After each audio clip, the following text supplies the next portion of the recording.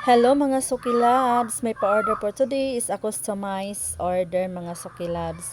And request nga ng ating customer na dahon ng saging ang ating gagamitin na ilagay sa bilao. So, ayan po, as you can see, napaka-presentable talaga ng dahon ng saging. So, dito ay nag-plating ako ng ating kakanin, assorted kakanin yan, 50 pieces, meron yung pichi-pichi, at saka sapin-sapin at puto cheese. Yan po ang nakalagay sa ating assorted kakanin. So, maganda naman talaga gamitin ang dahon ng saging mga Sukilabs, no? Aside sa wala po siyang chemical, walang halong chemical, ay napaka talaga presentable yung kulay niya, very authentic talaga, charot. Pero ang disadvantage naman ay makalat lang talaga siya at kailangan mong tawag nito. What I mean is po siya, matrabaho kasi 'di ba? Pupunasan mo pa 'yon. Pupunasan mo ng maigi tapos gugupitin mo. So marami kang kalat na magagawa sa marami kaligpitin pagkatapos.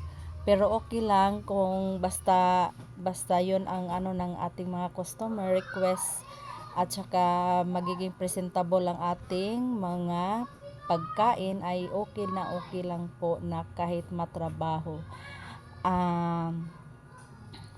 Unlike kasi sa foil is ilalagay mo lang diretso sa bilao tapos putulin mo lang yan. Ayun, pwede ka na maglagay ng mga pagkain doon. So dito sa dahon kasi 'di ba, maraming proseso.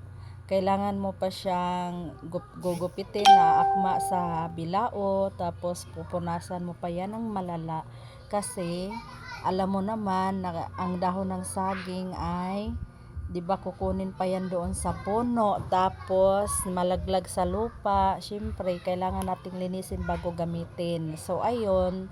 So kailangan lang talaga natin ng sipag at syaga pag ganitong negosyo ang iyong papasukin. At syempre gusto din naman natin na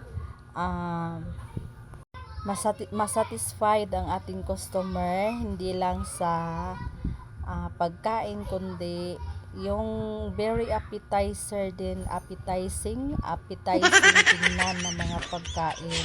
At isa dyan yung magandang nako, iwan ko. Ang hirap talaga mag voice over mga Sukilabs. Mauubusan ka talaga ng sasabihin. Diyos mayo marimar. Kaya nga minsan lang talaga ako mag voice over, no? So, napilitan ang babae mag voice over dahil ilang araw na hindi nakapag voice over. Puro na lang reels. So, balik tayo dito sa aking ginagawa. So, dyan po ay nagpi-plating na rin ako, naglalagay ako ng mga toppings ang ating palabok mga Sukilabs dahil ito ang isa sa mga order ng ating client for today's video. So as you can see, punong-puno iyan ng shrimp, no? Sa medium size pala yan mga Sukilabs.